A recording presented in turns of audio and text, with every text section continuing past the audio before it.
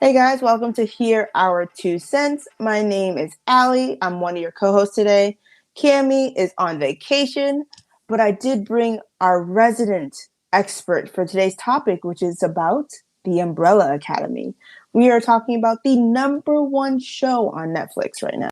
Hey, it's good to be back. So, I don't know about expert, honestly. I would say more certified fangirl.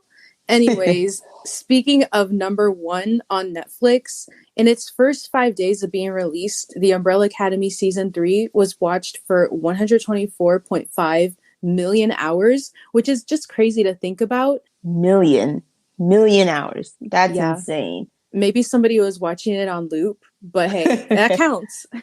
Hey guys, just a quick disclaimer. We do understand that there is a very pivotal moment in season 3 in which Vanya becomes Victor. However, for the sake of this episode, and because that transition hasn't happened yet, we will be referring to Vanya as Vanya. Hey, so what stood out to you about season 3, episode 1? Because that's what we're talking about today. Season 3, episode 1. So what stood out to you? For anybody who is listening in who hasn't watched season 3 yet, it begins in an alternate timeline in which the Sparrows dictate the world and they're the superhero face and superhero team that you kind of see. And the Umbrella Academy literally just jumps right in. Spoiler alert, Reggie is still a jerk. So there's that. What I liked about season 3, episode 1, which is called Meet the Family, by the way, the intro feels like a throwback to season 1, episode 1, which we did an episode about actually, if you look back at our playlist. Just to jump off of what you're saying, it definitely felt like a throwback when I was watching it. Well, the first thought was, oh, yeah, it's in Seoul, Korea. you Yes, know, I thought of and you. I was like, why weren't you on that train, Allie?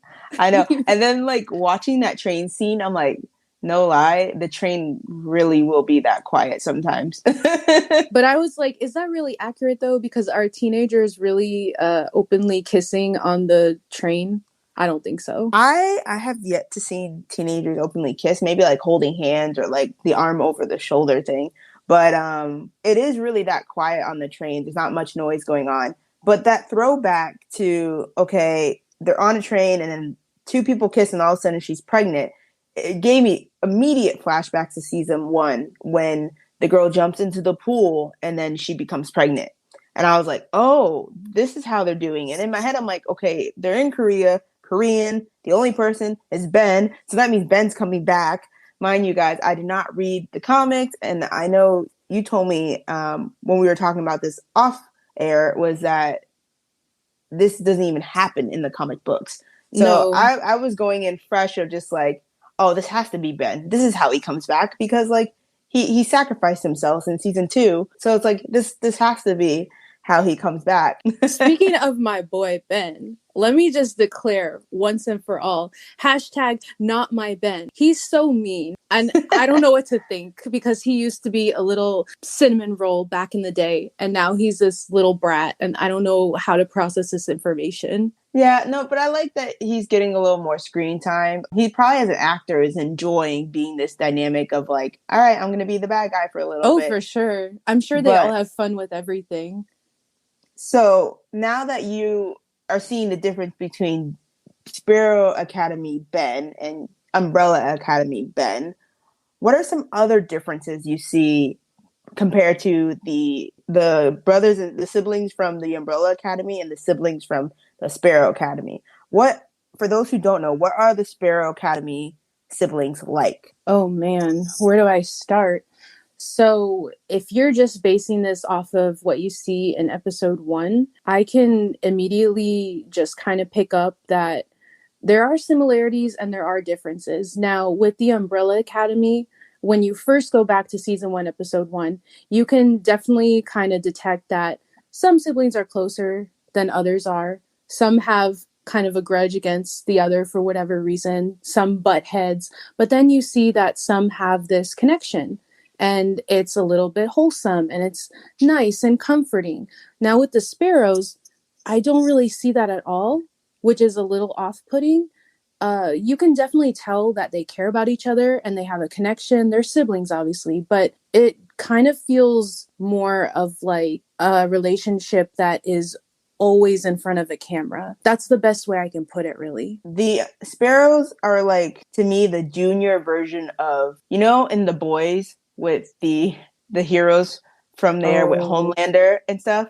They're yes. like the junior kid version of that, in the sense of like what you see on the surface is not what you're actually getting from them, right? Like very Um, commercial. they're very trying to be commercial, like, I'm great, I am a hero, look at me. I mean, the first scene you see with Marcus, who's there number one, he's exercising, throwing his towels to all the screaming fans down below on the because he's like above on a building on the rooftop, just exercising, doing handstands, and then he throws a sweaty towel into the crowd and they're all like screaming like he's an idol. So you could see right off the bat, okay, these people are beloved by the folks. Their reputation, their appearances do matter to them, in the sense of how they appear to the people, to the citizens of that city. They very much are focused on appearances in the Sparrow Academy, where they seem like in the first episode, what I got, they seem like a well-oiled machine, in that sense of like they exercise together, they count their calories, they, you Mm-hmm. know, like that's what I'm getting more of, like they are a machine instead of a like sibling team. Like they have that those small moments where you're like, oh, that's sibling like, but it's not as much as the Umbrella Academy for me. I feel like the Umbrella Academy is that dysfunctional family, but they're like the bad news bears. They're the underdog that you keep rooting for, but like they only get into it into their own way. So, in other words, the Sparrow Academy is the Instagram family, and the Umbrella Academy is the Facebook family. Is Facebook? Is that a good analogy? Maybe like MySpace. Okay, I like that better, actually. But what team would you join if you had to pick, the Umbrella Academy or the Sparrow Academy? Look, you already know what I'm going to say. We've spent more time with the umbrellas. We've seen them grow. The sparrows kind of have a disadvantage in that sense where we're literally just thrown in and getting a very small glimpse and a very superficial glimpse at them. So obviously I'm going to pick the umbrellas. I mean, I'm sure that we would get along. Maybe. I don't know. What about I, you? I would have to pick the Umbrella Academy as well, just for not necessarily for like the portrayal of both of them. I feel like with the Umbrella Academy, I would have more freedom to do what I want, because you notice how like they'll go off and do whatever and then they'll come back together at points, like that freedom. It seems like with the Sparrow Academy, it's very much so like we work out together, we live together, we do this together, we have to be the face of this team, and there's that expectation put on that. So I would rather be with the Umbrella Academy. Yes, we would be dysfunctional, right? But to see their growth, I mean, when they came back to help Vanya in season 2 at the last episode, that showed major growth with how their relationship was, because even she was surprised and expecting to be just left on her own, handling this by herself. Mm-hmm. And then all of a sudden, Klaus comes in, which I called it. I knew Klaus was going to be the first one to join. And then I was like, well, after Klaus, it has to be Allison. And then Allison and Diego both come in, and so did Five. He was actually the second person, or the third person, no, fourth. He was the fourth person. And then you have Luther coming in at the end, you know. And you look back from season 1, they hated Vanya. They just blamed Vanya for every problem, She and was they the would never, punching bag. yeah, they never would have united like that. And then this time around, you saw like, oh, there's been growth from season 1 to season 2, like they're now. And she even said like, hey, at first I would do this all alone, but now I don't want to do it alone. I want to do it with my family. And that was huge for Vanya, because Right. she now went past the whole resentment phase and the anger phase, and she is basically at the forgiveness phase. I mean, Yeah. that's huge growth for her. And also realizing that her family is on her side, because for most of her life, if not all of her life, she was isolated from everyone else. She was the one that everyone could point the finger to or put the blame on. It was the family dynamic. That's just how it was. And now that they're broken from that, they can actually appreciate Vanya. So now that we've seen both the Umbrella Academy and the Sparrow Academy in action, first with that scene with the dancing scene, Can which we I was talk not about expecting. that dance scene though? I was Can like, we? okay, they're gonna fight, and all of a sudden it was just some footloose dance scene, and I was like, wait, what? That threw me off guard, but I was like, I am here for it. They getting it. I love it. And then you could And tell then he's hallucinating the whole yeah, time. and then you could tell the people who were what's it gonna call it? They were told probably an instruction like when they're directing the scene, like, all right, just do what you want, because you had like Vanya doing some funky like her hand is on her forehead while she's dancing up and down, and I'm like, girl, what are you doing? And then Luther's And doing then his little Luther, crab, whatever that yeah, thing is. and you're just like, what? Who gave this direction? But no, yeah, and as soon as she spit out like that black venom towards Diego, I was like, they're gonna go on a trip. That was my first instinct. I was like, it has to be a trip, because if his skin's not like reacting to it, it's not like all of a sudden burning, then it had to be something mental that was going to be affected. And as soon as he went on that like dance journey, I was like, oh crap. So every time she spits venom at people, they hallucinate and go into this whole right. mental. And then I didn't realize that she could actually see what they see, or like at least what they're doing. Because when Five got hit with it, she saw him like making out with the fake doll I think she that was wasn't there. more, I don't know if she actually saw it. I think she was just more not shocked, but she was just in awe of what he thought he was doing, because I looked more into Jamie's power, Mm-hmm. and we already established that they basically go on a trip, or they get their mind out of the fight basically, so that Yeah. she has the advantage. So whatever type of vision or hallucination that they come up with, they're more focused on that at the end of the day. So speaking of powers, whose power would you have from the Umbrella Academy? I remember when we did our discussion on season 1, episode 1, I think you picked Klaus, and then you said Yes. Allison was a close second. So now that Yes. we've watched this from season 1 now to season 3, has it changed for you?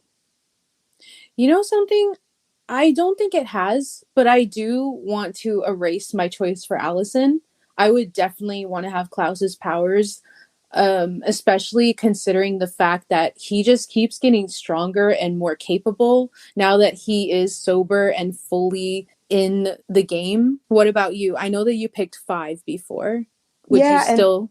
and watching the season 3 episode 1, I remember my comment from when I talked about Diego and just being like, he's like Nightwing, and finally seeing that, oh, he basically can deflect things, like have an invisible shield that objects are coming at him, and then he can kind of stop them and then tell them Yeah, where to whatever go. happened to that when they were fighting? And I'm like, oh, you have this ability. Did I forget about this? That's No, kind of he just cool. didn't utilize it. Or Well, they erased it from him. I just was like, bro, you had this whole time. Like, why are you always throwing knives? Right. But I still, from Umbrella Academy, I still think I would pick 5. His ability to just go backwards in time would be interesting just to see. But I realize there's so much complications with his gift, right? Like, you could really change a whole lot as we see them going back and forth between timelines. But my number 2 would now be Diego, actually, instead of, I think I said Allison last time. Yeah. Or I think I said Klaus is like my number 2. But I think I would just still stick with number 5 when it comes to his powers. I don't know who number 2 would be for me now. I mean, I don't really like Lila's character, but I actually enjoy the fact that she's basically a human Uno reverse card. Oh, that is true too. Yeah. I She can think she'd basically be pretty fun. she basically copies. She's a mimic. She copies Mm-hmm. everyone's powers. So I mean, it'd be cool if you get someone that has a cool power, but then if it's someone lame, it's like, ah. So whose powers would you have from the Sparrow Academy? I don't even have to think much about it. I think Chris is really cool. I don't understand why I'm so gravitated towards this sentient cube, but he's just cool. We don't really get an explanation of what he's capable of, but I can very well tell just by watching this episode that he can easily beat all of them combined. I just know it. What about Hmm. you? Well, I would say Marcus, I just don't, his seems to be like the basic strength from what I saw in this first episode, right? But that other girl, that one that ran into Luther, I don't know. I don't remember which number she is. Is she Sloane. 7? She's 5. She's 5? I believe What, so. what's her abilities? So she can manipulate gravity. And I think that she would be number 2 for me because that's a pretty cool power. She can lift things and lift herself up.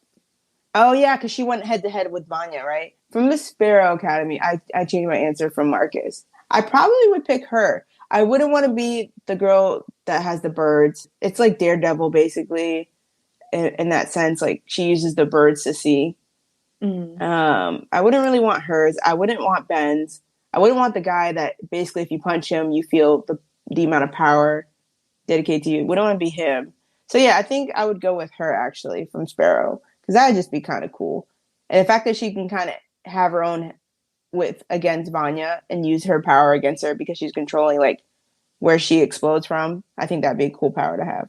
Hey guys, welcome back. Sorry for that technical difficulty. We are back again. So Hannah, let's discuss what Umbrella Academy character developments are you impressed with or that you enjoyed visually seeing from season 1 to season 3? One character that really stood out to me obviously would be Vanya. What about Vanya's character have you enjoyed? Because I actually have appreciation for the character development too. For Vanya and even Luther too, they can both kind of be very similar in regards to this, where in previous seasons they were isolated. Of course, Luther was literally on the moon, and Vanya was just cast aside from all the other siblings and told that she was not special. So they both had this sense of wanting to please everybody and wanting to be essentially like in servitude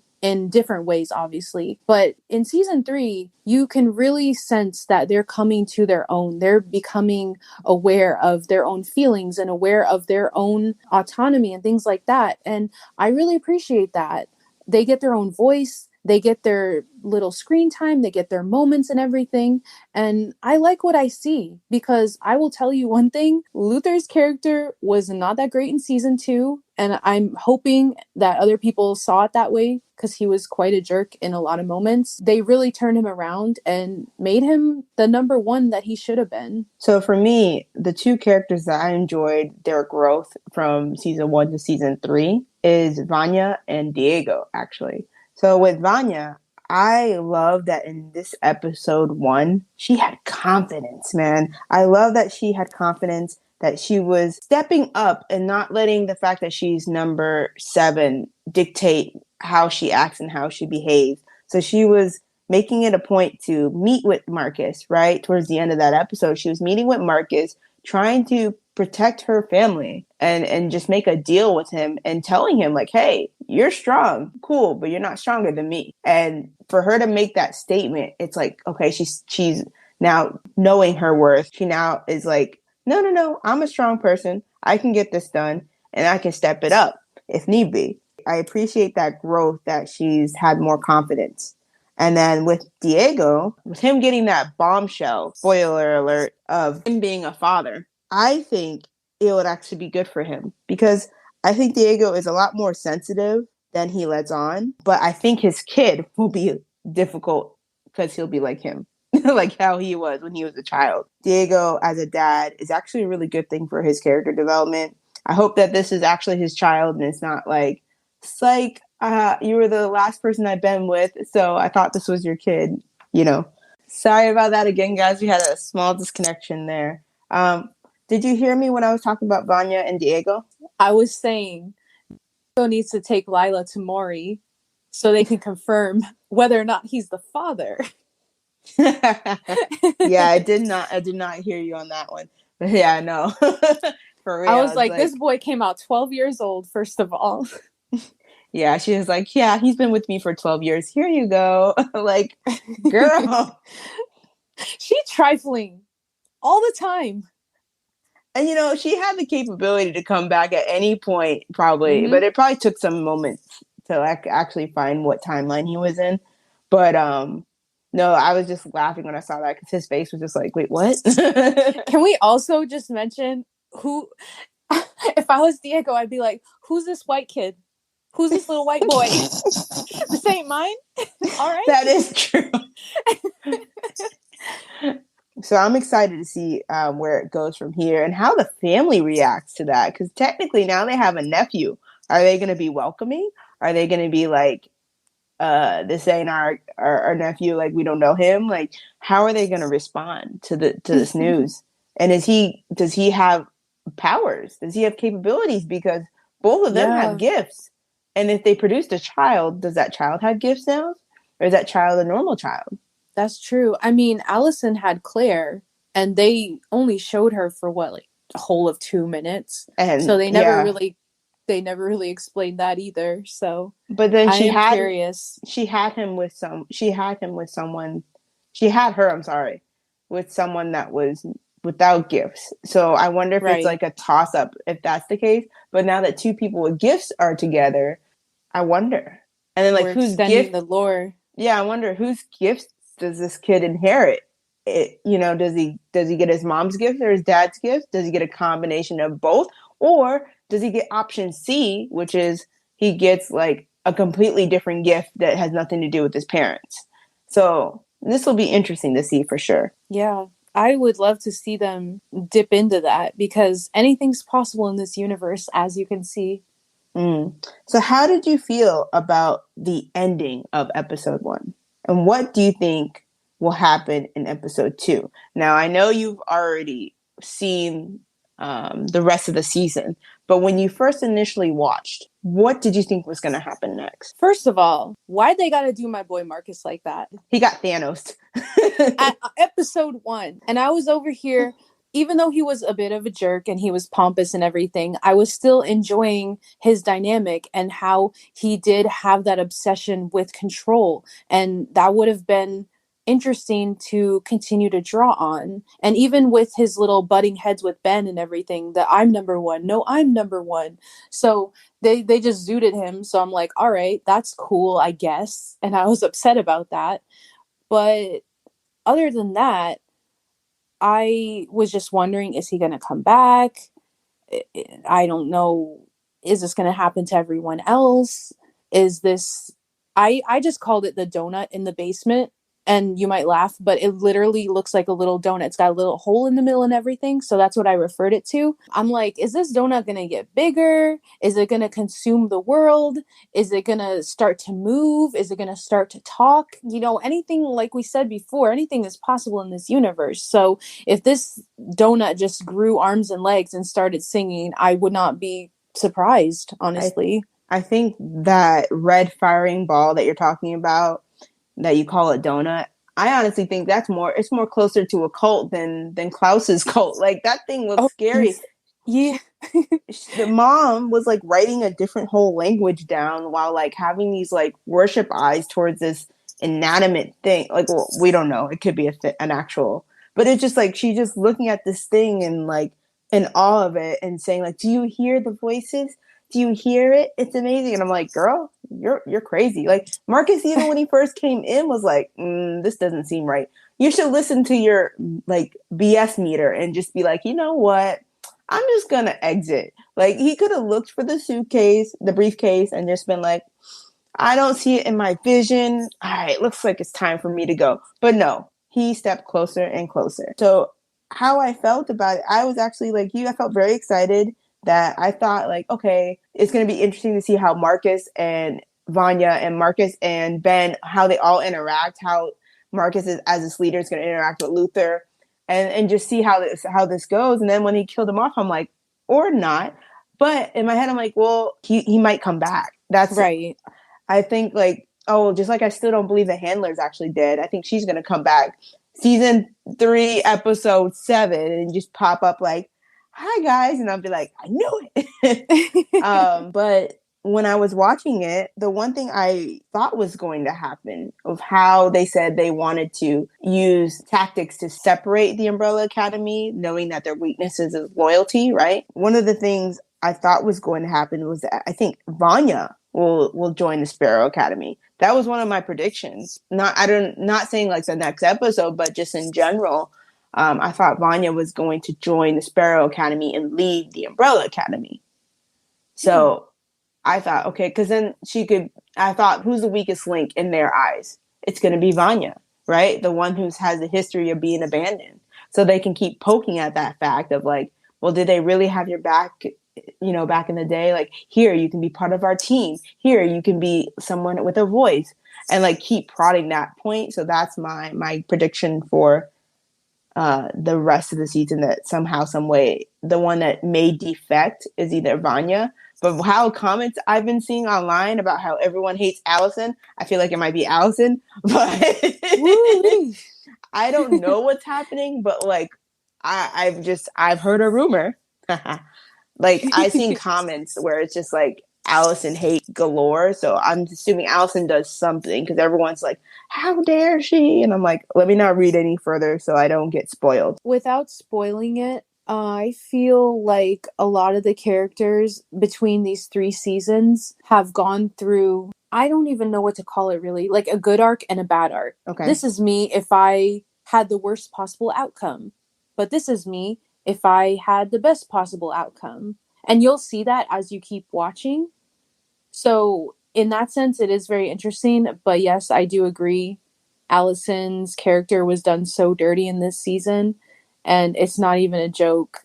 Some of the parts that you'll watch throughout the season, you'll just be like, where is this train of thought? Why are you doing this? This is too much. So I'll just stop talking from here. But yes, I totally get that point. Now, from what you thought was going to happen next in the next episode, because I haven't seen it yet, was it accurate?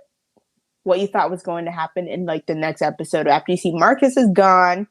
What were you like? Okay, this is going to have to happen in the next episode. Because I thought the immediate thing that was going to happen was Ben was going to step up to be number one. Like, oh, I'm taking the role. And then he was going to blame the Umbrella Academy for Marcus being missing to create that divide. Because he doesn't know where Marcus is. He doesn't know what's going on. But the last time he saw Marcus was with Vanya. So right. I think he's going to use that knowledge to have them be more at odds. And it helps him because he can now be like the leader. Exactly. And that is also where my mind went. Because there's already tension between these two teams.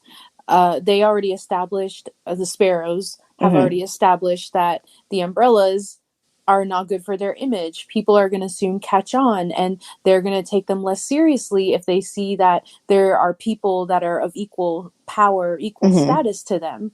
So that already creates that divide and that tension. So now that one of their members is missing, let alone their leader of all people, there has to be someone to blame. And guess what? It's the people that just teleported into your living room.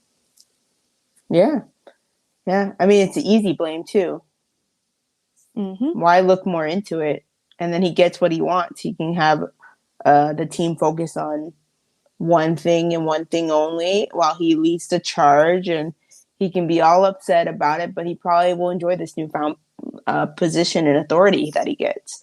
Have you noticed, though, with the Sparrow Academy, I noticed that the father, Reginald, is not much of the leader as he was. He seemed to be more in charge when he was with the Umbrella Academy. And to hear in the Sparrow Academy, he seems to be an afterthought. It seems to be like the actual Sparrow Academy people are running it. You know what I mean? Like, absolutely. They kind of see him as an afterthought. They're like, we already know the routine. We already know the job. So I find that interesting with the dynamic between them two. Right. And to kind of draw off of what you were saying, their parents, for the Sparrows, their parents are kind of like an afterthought. Even with Grace, they literally call her the robot. And that's something that really bothered me, because here you saw her bringing cookies and just, oh, here you go, guys. And they're like, oh, the robot? And I'm just like, this is mad disrespectful. And they kind of have that same very cold, nonchalant disposition towards Reggie as well. And I'm just like, wow, the tables have turned. But then you kind of start to feel sorry for him because Nope. well, okay, maybe not, but um, you kind of see like, wow, that's not how kids act towards their parents. I would have gotten a whooping. Yeah, definitely. Well, we hope that you guys do check out season 3, episode 1. It's definitely an interesting episode that gives you lots of things to discuss, especially when it comes to the old and true characters of the Umbrella Academy versus the new guys of the Sparrow Academy. It has that whole Batman versus Superman debate kind of feel. And it really shows what a different environment can do to people's development and how these characters differ from having two different timelines and growing up two different ways. So we hope that you give your thoughts on episode 1 and comment on Instagram. You can follow us at Hear Our 2 Cents. So that's Hear, HEAR _ our, the number 2 and cents. You can also find us on Facebook and Twitter as well under the same name. I want to say thank you, Hannah, for stopping by and giving us your 2 cents on the Umbrella Academy. It is always a pleasure. I will be here every day for that. Don't forget to follow us and subscribe to the podcast. You can find us on Spotify. iHeartRadio, Apple Music. Apple Music. I mean, the list goes on. There is a link in our bio on Instagram and Facebook as well. Give us a listen and share your 2 cents on season 3, episode 1 of the number 1 trending show, The Umbrella Academy. If there's anything else you'd like to hear Allie and Cami discuss in future episodes, please give them your 2 cents. They love to hear from you. Cami, if we can, she's on vacation. I'm also going to drop in her thoughts on the Umbrella Academy if she's available. If not, then it'll be just the discussion with me and Hannah here. So we hope you enjoy this episode. Thanks again for listening. Don't forget to share your 2 cents.